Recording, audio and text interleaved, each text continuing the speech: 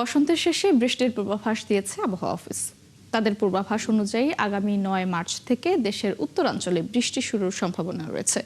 ওই সময় তাপমাত্রা কমে কিছুটা স্বস্তি পাওয়া গেলেও সূর্য যত উত্তর গোলার্ধে যাবে তাপমাত্রা ততই বাড়বে। শারমিন নীরার রিপোর্ট। ঋতুরাজ বসন্তের আগমন মনে আনন্দ দেয় ঠিকই, কিন্তু বৃষ্টি না হলে তেতে উঠতে থাকে প্রকৃতি। দিন রাতের পার্থক্য কমতে থাকে, তাই মানুষের মধ্যে একটুখানি বৃষ্টির আকাঙ্ক্ষা বাড়তে থাকে। এবার বসন্তের মাঝামাঝি স্বস্তির বার্তা নিয়ে আবহাওয়া অফিস বলছে, প্রি মনসুন বা আগাম বর্ষায় এবার ৯ মার্চ থেকে বৃষ্টির স্বস্তি পাবে দেশের উত্তরাঞ্চলের কয়েক জেলা। পর্যায়ক্রমে ১০ ও ১১ মার্চ রংপুর, রাজশাহী, বরিশাল ও ঢাকা বিভাগে বৃষ্টি হবে। ১৩ আর ১৪ মার্চ বৃষ্টিপাতের পূর্বাভাস রয়েছে ময়মনসিংহ ও সিলেট বিভাগে।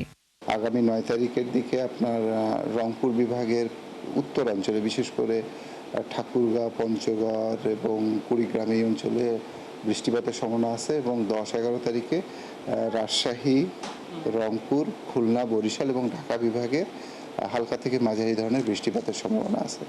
তার পরবর্তীতে ১৩-১৪ তারিখের দিকে দেশের উত্তর পূর্বাঞ্চলে অর্থাৎ ময়মনসিংহ এবং সিলেট বিভাগের দিকেও বৃষ্টিপাতের প্রবণতাটা দেখতে পাবো আমরা। আবহাওয়া অফিস আরও জানায়, এখন দিন আর রাতের দৈর্ঘ্য বাড়বে। প্রতি ২৪ ঘন্টায় দিনের তাপমাত্রা কিছুটা বাড়বে, সেই সাথে সূর্য যত উত্তর গোলার্ধে যাবে তাপমাত্রা ততই বাড়তে থাকবে। উত্তরায়ণের ফলে ধীরে ধীরে দেখা যায় যে টেম্পারেচারটা বাড়তে থাকে।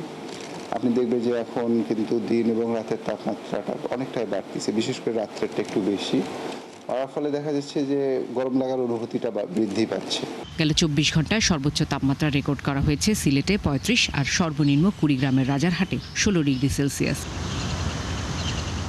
শারমিন নীরা, ৭১, ঢাকা।